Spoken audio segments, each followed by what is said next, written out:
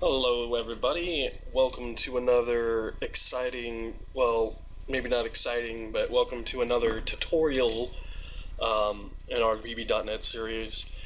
This is tutorial number 3, and today we're going to talk about variables. If you're not familiar with what a variable is, think of it as basically just a placeholder.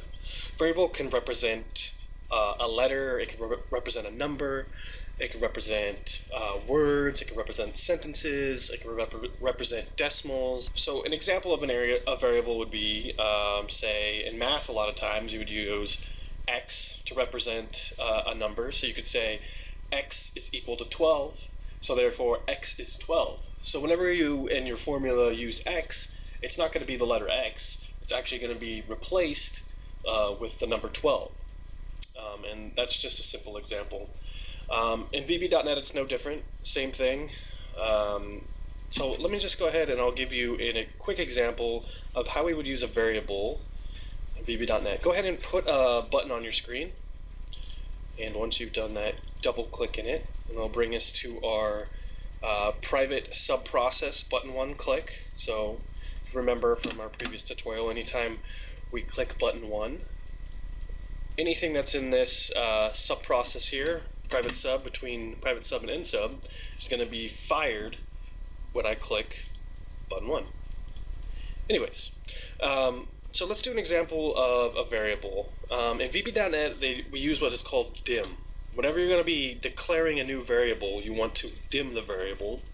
And dim stands for declare in memory. You're basically setting aside a little chunk of memory for this variable. So let's declare a sentence as a variable. Let's say dim sentence as string, and we can use our autofill here to make that come up faster. Dim sentence as string equal to I love VB.NET. So if you take a look, what we've done is we've declared in memory sentence as a string. String is basically more than one letter. So if you have just one letter, that you could declare that as a character, or char. But in this instance, since we have more than one, we want to say it's a string. So we've declared sentence as a string equal to I love VB.NET. And we can use this, we see this in action here. What we'll do is we have a message box, messagebox.show, when we click our button, and we want it to say I love VB.NET, but we don't want to type I love VB.NET out every single time. We want to make it simple. So instead of saying messagebox.show I love VB.NET, we can simply replace that with sentence. So you may think, well, Zach, it's just going to show the word sentence when I click the button. Well, you'd be wrong there, okay? Yeah, don't get smart with me. So let's go ahead and give that a run. We'll click our button, and as you can see, I love VB.NET shows up and not the word sentence. And I can tell you right now, we might as well just go over this. Anything without quotes around it is going to be read by our interpreter as a variable. If we were to put this in quotes, you can see the color change there. It's no longer a variable, and that's when it actually becomes the word sentence. So now if we were to click that and run a sentence would show. So now you can see the difference there. The quotes make all the difference. So that's an example of how to set up a variable in VB.NET, simple string variable. And it's very similar for numbers. So let's give a quick example of how we would do this for a number, or in programming language, in an integer. We'd start off the same. We always want to start declaring our variables with dim, so it lets our interpreter know that whatever comes after this is going to be a variable. So we want to do dim, and let's just do simple here. Let's do x. Dim x as, and we want to do an integer. And there are other data types that you can declare your variables as. There are like floats and we'll go over all that later. That's when you really want to save memory by declaring a specific data type, so you're not wasting memory, basically.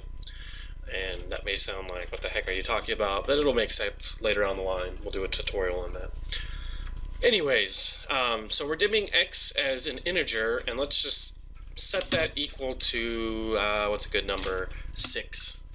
So now we have x, and it's equal to 6.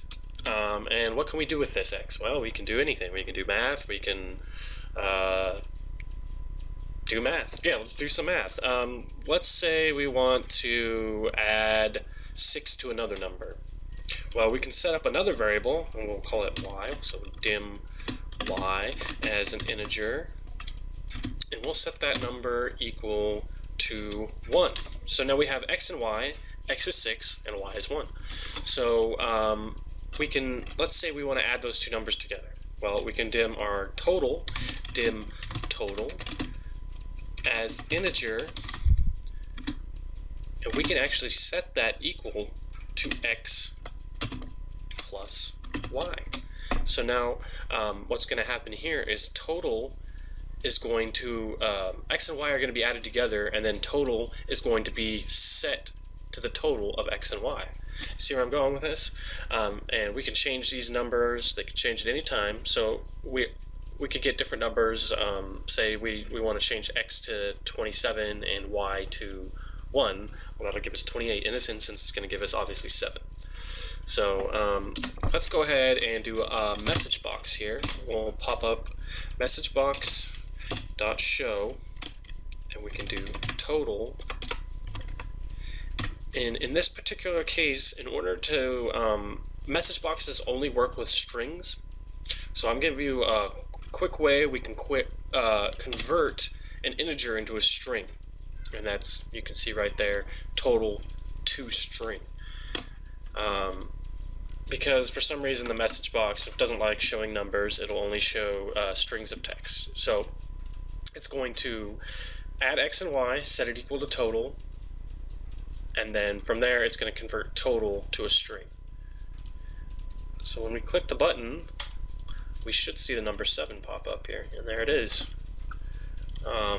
So I hope this wasn't too confusing. I know my mind goes everywhere when I'm doing these tutorials, so hopefully I didn't confuse you too much, and that you get the general idea of declaring variables, and we'll be using them all the time, so you can practice in later tutorials, get a better feel for it.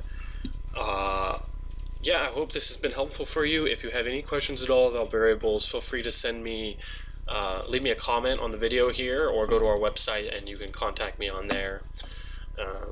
Anyways, thanks guys. See you in the next tutorial.